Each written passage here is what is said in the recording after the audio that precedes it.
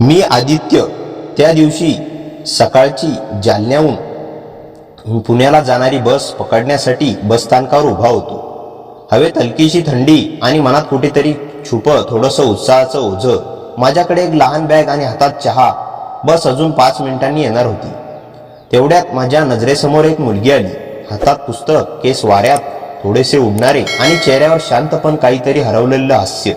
तिच्या डोळ्यांनी क्षणभर माझ्याकडे पाहिलं आणि माझा चहा थंड झाल्यासारखा वाटला. तिचं नाव तेव्हा मला माहीत नव्हतं, पण त्या नजरेत काहीतरी ओळखीचं उबदार होतं. बस आली. लोकांनी धावाधाव करत सीट पकडायला सुरुवात केली. नशिबाने मला विंडो सीट मिळाली आणि तिच्या हातातलं तिकीट होतं माझ्या शेजारच्या सीटचं. ती माझ्या बाजूलाच बसली. बस सुरू झाली आणि मी खिडकी बाहेर पाहत होतो, पण मन तिच्या हलक्या श्वासांच्या तालात अडकून पडलं होतं. काही मिनिटे शांतता. मग तिने पुस्तक बंद करून माझ्याकडे पाहिलं. एक्सक्यूज मी, तुम्ही आदित्य ना? मी दचकलो. हो, पण तुम्हाला कसं माहीत? ती हलकसं स्मित करत म्हणाली, कारण तुम्ही माझं वॉलेट 2 दिवसापूर्वी परत केलं होतं, शिवाजीनगरच्या कॅफेमध्ये. माझे डोळे मोठे झाले. अरे, तुम्हीच का? मी ओळखलंच नाही.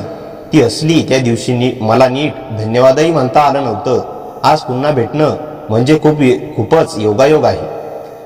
बस रस्त्यावर हळूवार सरकत होती आणि तिच्यासोबत माझ्या आयुष्याचं काहीतरी नवीन सुरू होत असल्याची चाहूल लागली होती. आमचं बोलणं, नजरा, हसू, सगळं काही एखाद्या शांत सुरेल गाण्यासारखं वाहत होतं. पण हा फक्त प्रवासाचा आरंभ होता. तिचं नाव अवनी. बोलता बोलता मला जाणवलं की ती दिसते तितकीच तिचं मनही शांत, साधं आणि खूप उबदार आहे. बस अजून कोथळा गावाजवळच्या रस्त्यावर होती आणि आमची गप्पा त्या बसच्या आवाजापेक्षा हळुवार आणि मनात खोल उतरणाऱ्या होत होत्या. तुम्ही पुण्यात काय कामासाठी जात आहात? तिने विचारलं. मी हलकसं हसत म्हणालो, इंटरव्ह्यू आहे, जरा टेन्शन आहे खरं तर. ती लगेच म्हणाली, तुम्ही नक्की पास व्हाल. त्या दिवशी मी माझं वॉलेट परत दिलं ना, ज्याने दुसऱ्याचा वेळ आणि पैसा वाचवायला इतकं विचार केलं, त्याचं नशीब चांगलंच असतं. तिचे शब्द ऐकून माझ्या मनात एक वेगळीच ऊर्जा भरली. बसमध्ये हलकासा ब्रेक लागला आणि ती थोडी पुढे ढकलली. नकळत तिचा हात माझ्या हातावर आला. आम्ही दोघेही काही क्षण स्थिर झालो. तिच्या डोळ्यात एक लाजरी चमक होती. माझ्या मनात मात्र अचानक वेगळंच हलकं ऊन पसरलं. काही मिनिटांनी बस एका छोट्या ढाब्यावर थांबवली. अवनीने मला विचारलं, चहा घेऊ? मी मान हलवली आणि आम्ही दोघेही बसमधून उतरलो. ढाब्याच्या बाजूला थंड वारा होता आणि आमचे सावलीतून जमिनीवर पडलेले आकृती एकमेकांना जवळ जाण्यासारखे वाटत होते.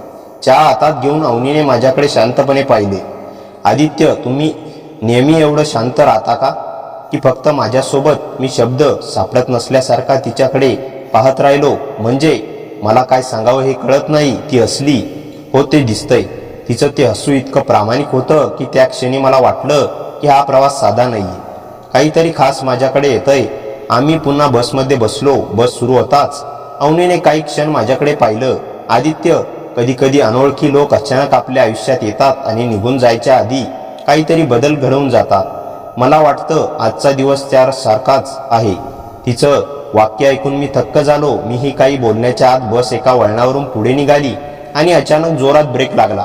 अवनी घाबरून माझ्या खांद्यावर येऊन टेकली. संपूर्ण बस हलली. लोक आवाज करू लागले आणि त्या क्षणी मी तिचा हात घट्ट धरला होता. बाहेर रस्त्यावर काहीतरी घडलं होतं आणि आमच्या दोघांच्या धडधडत्या हृदयांना आता एकत्र श्वास घ्यावा लागणार होता. पुढे काय होणार होतं ते दोघांनाही माहीत नव्हतं. बस अचानक थांबली तेव्हा क्षणभर सगळं स्तब्ध झाल्यासारखं वाटलं. अवनी माझ्या खांद्यावर टेकली होती आणि माझा हात तिच्या हातावर घट्ट पकडलेला. काही क्षणांनी आम्ही दोघेही एकमेकांकडे पाहिलं. डोळ्यात थोडी भीती, पण त्याहूनही जास्त एकमेकांच्या अस्तित्वाची खात्री.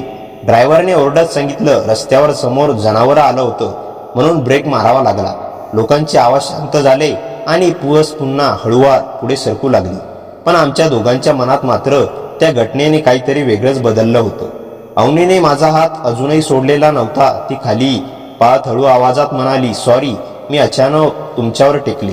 मी हलकेच म्हणालो, त्यात सॉरीचं काय, ठीक आहे. ती अजूनही हात सोडत नव्हती हे मला जाणवत होतं. शेवटी तिला जाणवलं आणि ती थोडीशी हसली. कधी कधी भीतीमुळे मन कोणाचा हात धरतं, पण सोडताना मन मात्र विचार करतं. तिचे शब्द हलके पण मनात खोलवर उतरणारे होते. रस्त्यावर शांतता, खिडकीतून येणारा आवाज आणि तिचं बोलणं सगळं जादू बनून माझ्यावर पडत होतं. काही वेळ शांतता होती. मग अवनीने खिडकीबाहेर पाहत विचारलं, आदित्य, तुम्ही एकटे राहता का पुण्यात? मी मान हलवली. हो, एकटाच आहे. तुम्ही? मीही हॉस्टेलमध्ये राहते, इंजिनिअरिंग करत आहे. तिचा आवाज जरा मऊ झाला. कधी कधी खूप एकटं वाटतं, पण आज असं वाटतंय की हा प्रवास संपलाच नाही तर बरं होईल. मी तिच्याकडे पाहिलं. का? ती शांतपणे म्हणाली, कारण खूप दिवसांनी कोणाशी असं बोलून मन हलकं झालं. काही क्षण आम्ही दोघेही एकमेकांकडे पाहत राहिलो. न बोलता खूप काही बोलल्यासारखं वाटत होतं. बाहेर ढग जमू लागले होते, आकाश गडद होतं. बस लोणंद घाटाच्या चढावर पोहोचली तेव्हा अचानक पावसाचे जाड थेंब काचावर आपटू लागले. अवनीने हात खिडकीजवळ नेला आणि हसत म्हणाली, मला पावसात प्रवास खूप आवडतो आणि आज तर अजून आवडतोय. मी विचारलं, आणि त्याचं कारण? ती खट्याळपणे भुवया उंचावल्या. बोलू? हो, कारण तुमच्या सोबत आहे. माझं हृदय थांबून पुन्हा धडधडायला लागलं. तिच्या डोळ्यात पावसाचं प्रतिबिंब आणि त्या प्रतिबिंबात माझं नाव जणू लपलेलं वाटत होतं. पण त्या क्षणी बसने आणखी एक जोराचं वळण घेतला आणि अवनी अचानक माझ्या छातीवर येऊन पडली. यावेळी ती दूर झाली नाही, मी नाही. त्या पावसात त्या क्षणी पहिल्यांदाच मला जाणवलं, हा प्रवास फक्त पुण्यापर्यंतच नाही, काहीतरी मोठं सुरू झालंय. कुठे, काय, हे अजून उलगडलंच नव्हतं. अवनी माझ्या छातीवर पडली तेव्हा वेळ काही क्षण थांबल्यासारखी झाली. बसच्या काचावर थडथडणारे पावसाचे थेंब, आतलं मंद प्रकाश आणि तिचा उबदार स्पर्श, सगळंच एका चित्रपटाच्या सीनसारखं. ती हलकेच मागे झाली, पण आमचे चेहरे इतके जवळ होते की तिच्या श्वासाचा उबदार स्पर्श मला जाणवत होता.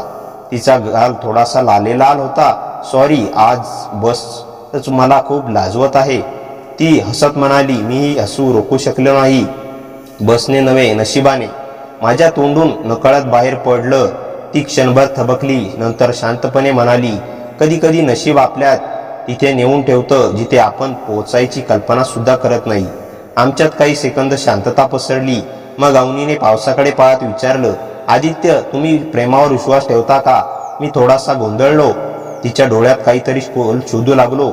हो, कदाचित, पण इतक्या लवकर नाही. ती हलकेच हसली. मला नाही ठेवायचा, पण तरीही तिचं वाक्य अपूर्णच राहिलं. बस अचानक घाट उतरायला लागली आणि वेग वाढला. पाऊस अजून जोरात कोसळू लागला. आमच्या सीटवर एक थंड वारा आला आणि ती थोडी जवळ सरकली. थंडी वाजते? मी विचारलं. ती मान हलवत म्हणाली, थोडीशी, पण तुमच्याजवळ बसल्यावर कमी वाटते. तिचा आवाज एकदम हळू पण मन पुरवाळणारा होता. बस पर्वताच्या वळणावरून जात होती तेव्हा विजेचा एक तेजस्वी कडकडाट झाला. अवनी दचकली आणि क्षणभर माझा हात पकडला. यावेळी मात्र मी तिचा हात घट्ट धरला. मी आहे ना, घाबरू नकोस, मी शांतपणे म्हणालो. तिच्या चेहऱ्यावर एक खोल विश्वास उमटला. तिची बोटं माझ्या हातात सरळ गुंतली. काही क्षण आम्ही दोघेही एकमेकांच्या हातामधील ऊब अनुभवत राहिलो. अचानक बस थांबली. बाहेर पावसामुळे रस्ता बंद झाल्याचं ड्रायव्हर सांगत होता. किमान 1 तास तरी बसला उभं राहावं लागणार होतं. लोक थोडे वैतागले, पण आमच्यात मनात मात्र वेगळंच काही चालू होतं. अवनीने खिडकीतून बाहेर पाहत शांतपणे विचारलं, आदित्य, हा थांबा 1 तासाचा आहे, पण मला असं वाटतं आपला प्रवास आज खऱ्या अर्थाने आता सुरू होतोय. मी तिच्याकडे पाहिलं. तिच्या डोळ्यात चमक होती, ओठावर हलकसं हसू आणि हात अजूनही माझ्या हातात. अवनी, मी काही बोलणार इतक्यात तू हळू आवाजात म्हणाली, आपण एकत्र पाऊस बघू, थोडं बाहेर जाऊया का? तिचं हे विचारणं म्हणजे माझ्या हृदयावर हलकीशी टपटप करणारी पावसाची सर. आमच्यातलं अंतर आता फक्त काही शब्दातच नव्हतं, ते हळूहळू मिटत चाललं होतं. आणि आता आम्ही दोघेही बसमधून एकत्र बाहेर उतरणार होतो, त्या पावसात जिथे काहीतरी पहिल्यांदाच घडणार होतं. पाऊस अजूनही जोरात कोसळत होता, पण बसच्या दरवाजाजवळ उभं राहिल्यावर अवनीच्या डोळ्यात भीती नव्हती, एक वेगळाच उत्साह चमकत होता. मी तिच्याकडे पाहिलं. नक्की बाहेर जायचंय? ती हलकेच हसली. हो, पावसात भिजायला नाही, पण काही क्षण जगायला. तिचं वाक्य मनात खोल उतरलं. आम्ही दोघे बसमधून खाली उतरलो. आजूबाजूला धुकं पसरलं होतं. रस्त्यावर टॉर्चसारखी दिसणारी बसची हेडलाईट्स आणि मधूनच पडणाऱ्या विजेच्या चमकांमध्ये तिचा चेहरा लखलखत होता. पावसाचे थेंब आमच्या हातावर पडले होते, पण आम्ही दोघे जवळ सरकलो की थंडी कमी वाटत होती. अवनीने शांतपणे विचारलं, आदित्य, कधी कोणासाठी काहीतरी जाणवलं आहे का? अगदी अशा क्षणी मी काही बोलणार इतक्यात ती म्हणाली, कारण मला जाणवलंय. तिच्या शब्दांनी मी थबकलो. काय? मी विचारलं. ती माझ्याजवळ आली. ती इतकी जवळ की तिचे ओले केस माझ्या गालाला स्पर्श करून गेले. तुमच्यात काहीतरी आहे जे मी सांगू शकत नाही, पण दूरही करू शकत नाही.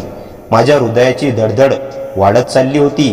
पावसाचा प्रत्येक थेंब आमच्यावर पडत होता, पण त्या क्षणी तिच्या आवाजाशिवाय काहीच ऐकू येत नव्हतं. अचानक वाऱ्याचा जोर वाढला. अवनी हलकेच माझ्या अंगाला टेकली.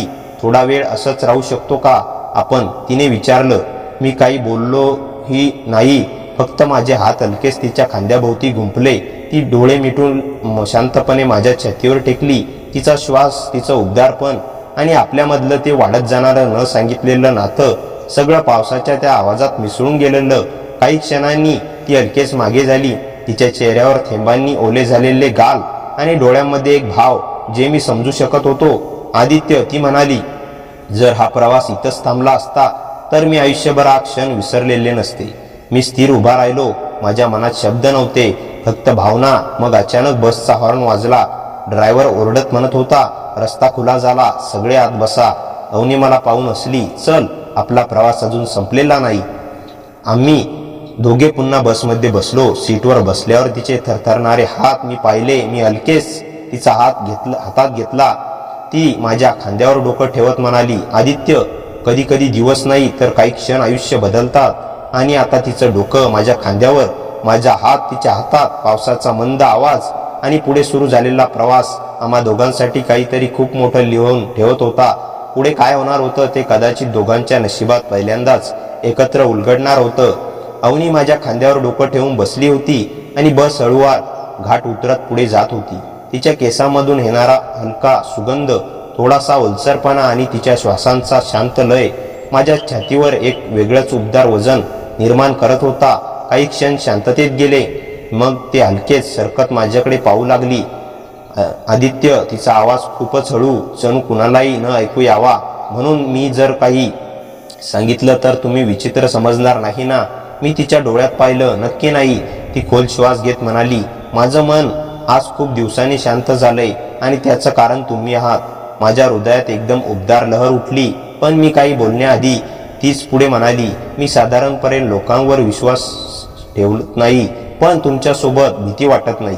ती बोलताना तिच्या डोळ्यात एक प्रामाणिकपणा होता आणि त्या डोळ्यांनी माझ्या मनावर हात ठेवला. मी शांतपणे म्हणालो, मला देखील तसंच वाटतं अवनी, जणू आपण ओळखीचे आहोत खूप आधीपासून. ती हलकेच हसली.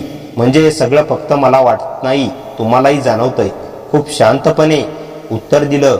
तिचा हात माझ्या हातात येऊन अलगद गुंफला गेला. बस अंधाऱ्या रस्त्यावरून पुढे जात होती. बाहेर पावसाचे थेंब काचांवरून वाहत होते आणि आमच्या हात एकमेकांत. अवनीने खिडकीकडे पाहत विचारलं, आदित्य, जर तुम्हाला हा प्रवास संपल्यावर पुन्हा भेटायचं असेल तर?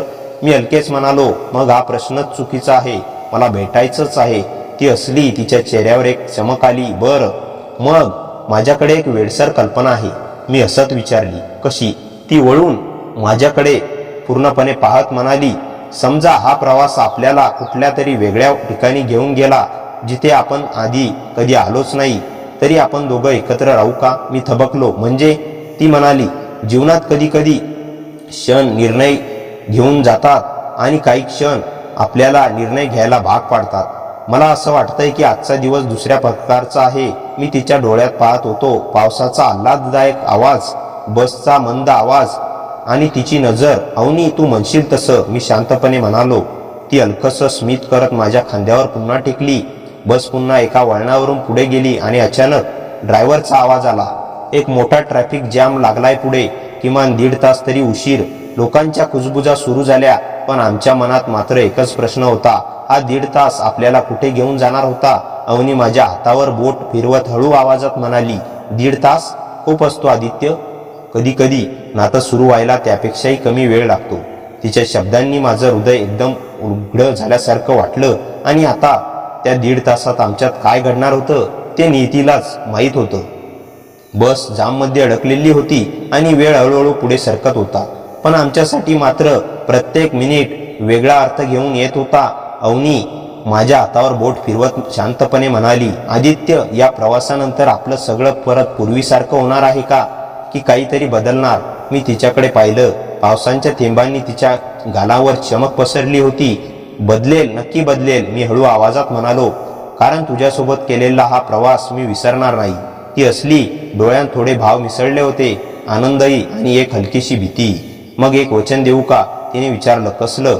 हा प्रवास संपला तरी तू नाहीस संपणार माझ्या आयुष्यातून. मी तिचा हात घट्ट पकडला. अवनी, आज तू मला भेटलीस हे माझ्या आयुष्यातलं नशीब आहे. मी तुला सोडून जाणार नाही. बस हळूहळू पुढे सरकू लागली. ट्रॅफिकचा शेवट जवळ येत होता. अवनी शांत झाली. माझ्या खांद्यावर डोकं टेकवत म्हणाली, मग मला एक छोटंसं गुपित सांगू का? हो, मी हलकेच म्हणालो. आज सकाळी मी खूप उदास होते. मनात काहीच आनंद नव्हता. पण तू भेटलास आणि मला वाटलं की कधी कधी देव आपल्याला आवश्यक असणारी व्यक्ती अचानक कुठून तरी पाठवतो. तिचे शब्द ऐकून माझं मन एकदम वितळून गेलं. मी तिचा हात माझ्या दोन्ही हातांनी पकडला. मीही अगदी तसंच जाणवलं होतं अवनी. पुढे काही क्षण शांत. मग बसचा प्रवास पुण्याच्या हद्दीत शिरू लागली. दिवे उजळले, रस्त्यांना हालचाल दिसू लागली आणि आता आमच्याकडे फक्त काही मिनिटं शिल्लक होती. स्टेशन जवळ येत होतं. बस थांबली. लोक उतरू लागले. आम्ही दोघेही सीटवर बसून एकमेकांकडे पाहत राहिलो. आलंच पुणे, अवनी शांतपणे म्हणाली. हो, मीही तितक्याच शांतपणे. आम्ही दोघे खाली उतरलो. पाऊस आता खूपच मंद पडत होता.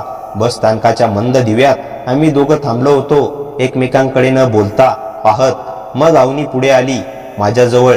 आदित्य, हा प्रवास संपला, पण आपलं काय? मी एक पाऊल पुढे सरकलो. आपलं तर आता सुरू होणार आहे. ती थबकली. खरंच? हो अवनी, आजचाच दिवस, आजचं आपलं भेटणं, हे सगळं काहीतरी खास आहे आणि मला ते जपायचं आहे. अवनीच्या डोळ्यात हलकीशी चमक आली.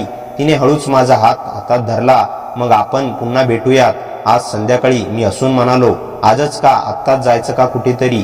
ती हसून नकारार्थी मान हलवली. नाही, आताचा क्षण सुंदर आहे, पण त्याला थोडं अपूर्ण ठेव, जेणेकरून पुढचा क्षण अजून सुंदर होईल. मला तिचं बोलणं किती आशयपूर्ण होतं ते जाणवलं. मी तिच्या हाताचा स्पर्श हलकेच दाबला. ठीक आहे, संध्याकाळी. अवनी वळली. काही पावले चालली, मग थांबली. पुन्हा माझ्याकडे पाहिलं आणि हळू उबदार आवाजात म्हणाली, आदित्य, आजचा प्रवास माझ्या आयुष्यातला सर्वात सुंदर प्रवास होता. मी हसून उत्तर दिलं, माझ्या आयुष्यातलाही. ती स्मित करत पुढे निघाली. गर्दीत हरवत चालली, पण तिचा हात मी सोडला नव्हता. मनात तिच्यासोबत घालवलेला प्रत्येक क्षण आता माझ्या श्वासात होता. आणि त्या पावसाळी सकाळी सुरू झालेला आमचा प्रवास त्या संध्याकाळी एका सुंदर नात्याची सुरुवात करून गेला. बस प्रवास संपला, पण दोन हृदयांचा प्रवास नुकताच सुरू झाला होता. तर मित्रांनो, तुम्हाला कथा कशी वाटली कमेंटमध्ये नक्की सांगा. कथेला जास्तीत जास्त लाईक आणि हाईप करा आणि हाईप या बटनावर क्लिक करायला विसरू नका आणि आपल्या मित्रमैत्रिणींमध्ये शेअर करा. आणि हो, चॅनलवर नवीन असाल तर चॅनलला सबस्क्राईब करायला विसरू नका. भेटूया पुन्हा अशाच इंटरेस्टिंग आणि धमाकेदार कथेसह. तोपर्यंत हसत राहा, खुश राहा. धन्यवाद.